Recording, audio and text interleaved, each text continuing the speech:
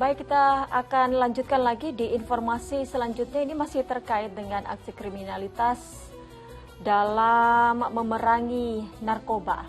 Propam Polrestabes Bandung menggelar sidak dan tes urin di tingkat Polsek menyusul penangkapan Kapolsek Astana Anyar berikut 11 anggotanya. Sementara Kapolsek Astana Anyar langsung dicopot dari jabatannya usai terbukti positif menggunakan narkotika. Inspeksi mendadak dan tes urin terhadap anggota kepolisian ini dilakukan di Mapolsek Bandung Wetan Kamis siang. Hal yang sama juga dilakukan di Polsek Bandung dan Regol. Namun dari pemeriksaan urin itu semua hasilnya negatif. Sidak dan pemeriksaan terhadap anggota kepolisian di tingkat Polsek itu dilakukan menyusul penangkapan Kapolsek Astana Anyar Kompol YP berikut 11 anggotanya karena terlibat penyalahgunaan narkoba. Ini merupakan program dari Kapolres untuk mengecek keberadaan anggota. Jangan sampai ada anggota yang biasa main narkoba. Usai penangkapan itu, Kapolda Jawa Barat pun langsung mencopot Kapolsek Astana Anyar Kompol YP setelah tes urinnya menunjukkan hasil positif menggunakan narkotika. Kepada yang bersangkutan tentunya, kemarin sudah dilakukan pencopotan dari jabatannya sebagai Kapolsek. Selanjutnya bersama-sama dengan anggota yang lain yang terlibat, kita terus melakukan pendalaman dan pemeriksaan. Kalau memang hal itu benar dan bukti-bukti menunjukkan bahwa ada keterlibatan dalam penyalahgunaan narkoba, tentunya kita akan melakukan tindakan tegas. Kapolsek Astana Anyar Bandung ditangkap tim Divisi Profesi dan Pengamanan Polda Jawa Barat Selasa 16 Februari lalu. Kini mereka tengah menjalani pemeriksaan di Mapolda Jawa Barat. Jika terbukti melakukan penyalahgunaan narkotika, Kapolsek beserta belasan anggota lainnya terancam hukuman penundaan kenaikan pangkat hingga pemberhentian secara tidak hormat. Muhammad Rizal melaporkan dari Bandung, Jawa Barat.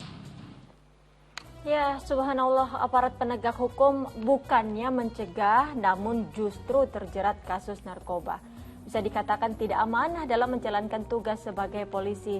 Ustaz, kalau tanggapan Ustaz sendiri bagaimana? Apalagi sebagai warga Bandung melihat hal ini gimana Ustaz?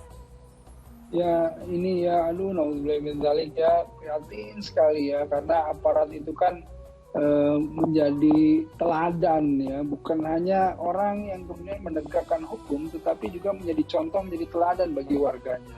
Bagaimana ada kepercayaan kepada para pimpinan, kepada aparat ini, kalau seandainya mereka itu melakukan hal-hal yang tidak terpuji seperti ini. Justru seharusnya menegakkan hukum, malah mereka lah yang kemudian bermain-main dengan hukum. Nah inilah yang kemudian perlu kita ini berhati-hati, perlu kita juga harus mawas diri ya sebagai pimpinan, sebagai contoh gitu. Ini 2 kali lipat gitu ya, 2 kali lipat yang harus diembannya gitu. Nah sementara untuk warga sendiri harus bisa memilah ya. Jadi kan namanya juga manusia, al-insanu makhluk khata'un insan, tentu tidak lepas dari khilaf, tidak lepas dari rasa lupa dan bersalah, karenanya harus dipilah. Ini oknum, jadi jangan kemudian semuanya digeneralisasi bahwa seluruh atau semua atau kebanyakan dari mereka ini semuanya juga bermain-main hukum dan sepertinya ya tidak amanah. Jangan seperti itu ya, masih banyak atau sebagian besar atau ini oknum hanya sebagian kecil saja, 1-2 yang kemudian ini seakan-akan menodai gitu ya. Satu titik noda itu akan rusak susu sebelanga, kira-kira seperti itulah. Jadi jangan sampai kita mengeneralisasi dan tidak percaya lagi kepada aparat kepolisian. Itu komentar saya, insya Allah.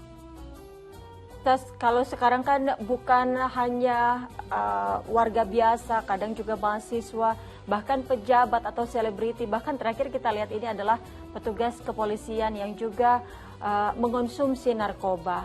Apa yang harus dilakukan sebagai umat muslim agar terhindar dari melakukan dosa seperti ini, Ustaz? Ya, pertama ya tentu sebagaimana yang kita selalu diingatkan bahwa kita harus memasukkan motivasi ke dalam diri kita, itu motivasi khauf dan roja, motivasi takut ya. Khauf itu takut dan roja itu berharap. Takutlah pada azab Allah dan berharaplah pada balasan yang terbaik dari Allah. Karenanya ketika narkoba ya al-mukhaddirat itu disebutkan sebagai kullu ma yadur al-jism wal aql, jadi yang merusak sesuatu yang membahayakan tubuh dan akal, yang akan kemudian membuat kita ini kehilangan kesadaran, yang dengan kehilangan kesadaran itu kita bisa berbuat apa saja. Nah ini yang berbahaya. kehilangan kesadaran, hilang kontrol, kita bisa berbuat apa saja. Tadi bisa jadi kita kemudian dari Homer itu kan disebutkan oleh Rasulullah itu Homer itu ibunya maksiat. Jadi ketika dia meminum Homer kemudian atau narkotik, dia lupa, dia sadar, tidak sadar, dia bisa melakukan hal-hal yang lainnya.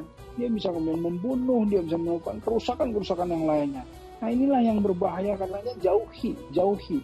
Nah, ketika kata-kata jauhi ini dalam Al-Quran ini jelas tidak boleh kita masuk ke dalam lingkungannya, tidak boleh kita mendekat, tidak boleh kita bermain dengan orang-orang yang memakai narkoba, tidak boleh kita kemudian tertarik atau berpikir sekalipun mencoba, jangan sampai sekalipun kita masuk ke dalam lingkaran itu karena tidak akan pernah, sulit sekali untuk lepas dari sana gitu. Jadi jauhi, betul-betul jauhi. Baik Ustaz.